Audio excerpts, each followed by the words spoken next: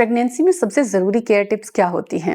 आज मैं ऐसी 5 प्रेगनेंसी केयर की टिप्स बता रही हूँ, जो किसी भी मुसीबत में आपको बहुत हेल्प करने वाली हैं। आजमाई हुई हैं, साइंटिफिक हैं और ये बहुत ही ज़्यादा फ़ायदेमंद हैं। अगर आप प्रेग्नेंट हैं 0 से 9 महीने तक के सफ़र में, ये आपको हेल्प करेगा मुश्किल हालात में, इमरजेंसी सिचुएशंस में। सो मॉमीज़, आशा करती हूँ आप सभी हैप्पी होंगी, मुस्कुराहट के साथ, खुश होंगी, अपनी प्रेगनेंसी को हमारे साथ एंजॉय कर रही हैं, इसलिए चैनल ज़रूर सब्सक्राइब करें।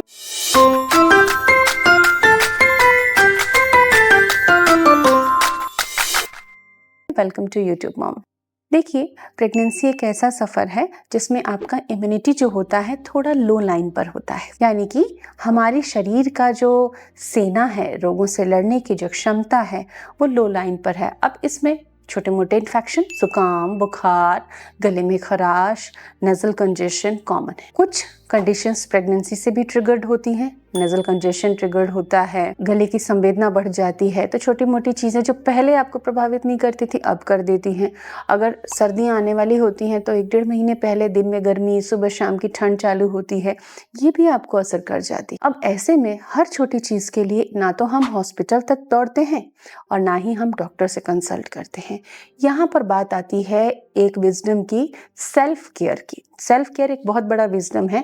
जो माएँ सही से सेल्फ केयर करती हैं और बार बार बीमार नहीं पड़ती, उनके गर्भ में शिशु का विकास प्रॉपर होता है। तो सेल्फ केयर और डाइट दोनों अहम हिस्सा है, लेकिन ये सेल्फ केयर कैसे करना है आपको? क्या होता है सेल्फ केयर?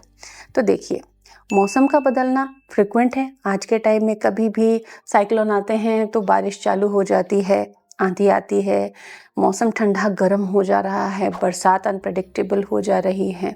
तो ऐसे में हमारे शरीर पर जो इम्पैक्ट आएगा उसको सेल्फ केयर से आप कम कर सकते हैं और स्वस्थ रह सकते हैं, ताकि गर्भ में बच्चे को न्यूट्रिशन अच्छा मिलता रहे, आपकी डाइट, आपका रूटीन, आपका स्लीप साइकिल सब मेंटेन रहे। तो क्या करना है सेल्फ केयर में? 5 महत्वपूर्ण बिंदु जो आपको याद रखने हैं और दूसरों से भी शेयर करने हैं। ये घर के छोटे बच्चे, दूसरे व्यक्ति, सबके लिए अच्छी चीज़ होगी। नंबर 1, जब आपको कोल्ड हो जाता है, सपोज नाक ब्लॉक हो रही है, सुगंध का और खुशबू सुगंध आप कुछ महसूस नहीं कर पा रही हैं, नेज़ल कंजेशन आपको हो रहा है, नेज़ल ड्राइनेस आपको हो रही है, तब आपको स्टीम लेना चाहिए। स्टीम लेने के लिए आप भगोने में भी पानी गर्म करके ले सकती हैं, लेकिन स्टीमर एक सेफ ऑप्शन है, इससे बर्न के चांसेस नहीं होते हैं। तो स्टीमर का लिंक मैंने दिया है नीचे, तो आप बहुत ही सस्ती सी चीज़ है, आपके घर में होनी चाहिए, क्योंकि बेबी के आने के बाद भी स्टीमर की नीड होती है।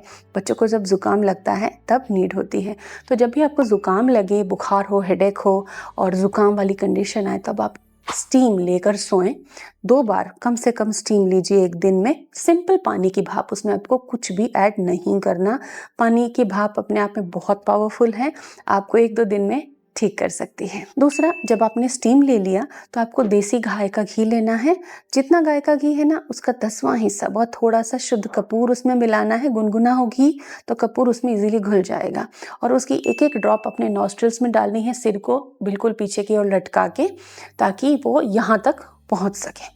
इसके अलावा उस घी कपूर के मिश्रण की मसाज अपने पूरे नेक पर, कान के पीछे से लगाकर नेक के पूरे एरिया तक, और अगर छाती पे कफ जम गया हो तो चेस्ट पर भी उसकी मसाज आप करेंगी, तो जो बलगम है वो कपूर एंड घी के इफेक्ट से लूज होकर और बाहर निकलना शुरू हो जाएगा, और आपको भारीपन, सर दर्द, बुखार और बीमारी जैसी जो बहुत गहन एहसास हो रहा था, वो 1 से 2 रात में कम हो जाएगा।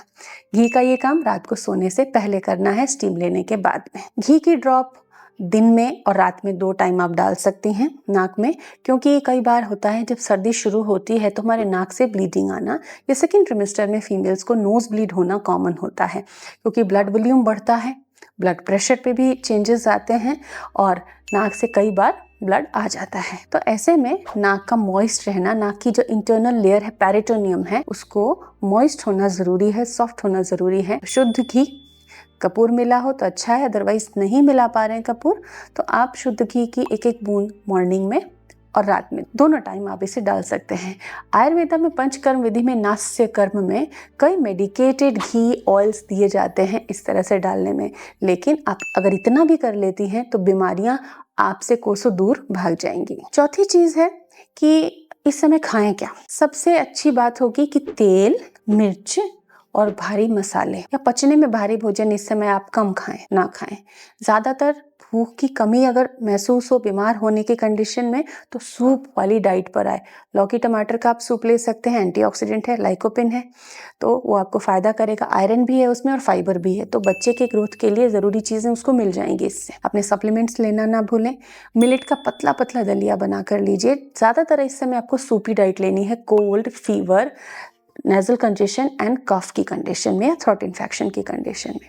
सूपी डाइट आपको बिल्कुल फ़ायदा करेगी। खिचड़ी, पतली खिचड़ी, पतला दलिया, वेजिटेबल खिचड़ी, वेजिटेबल सूप, चिकन सूप ये आप ले सकते हैं। मार्केट की कोई भी पैकेज्ड सूप आपको बिल्कुल नहीं पीने हैं।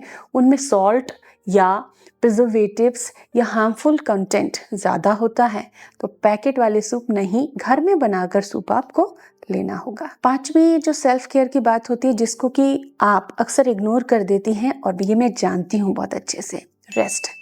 जब भी हमारी तबीयत डाउन होती है, हमारी बॉडी को रिकवरी के लिए आराम चाहिए, एनर्जी सेविंग मोड में आती है बॉडी और उसे रेस्ट चाहिए होता है। तो आप दिन रात अच्छी नींद लीजिए, अच्छे से डाइट ले लीजिए और प्रॉपर रेस्ट कर लीजिए। अगर आप रेस्ट नहीं करेंगी तो बीमारी हफ्ते तक खिंच सकती है।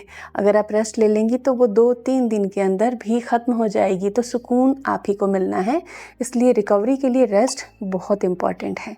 सो मम्मीज़, आपको खुद का भी ख्याल रखना है, घर में शिशु का भी ख्याल रखना है। इसीलिए सेल्फ केयर की इन 5 पॉइंट्स को मूल मंत्र बना लीजिए। आप हमेशा स्वस्थ रहें। Thank you.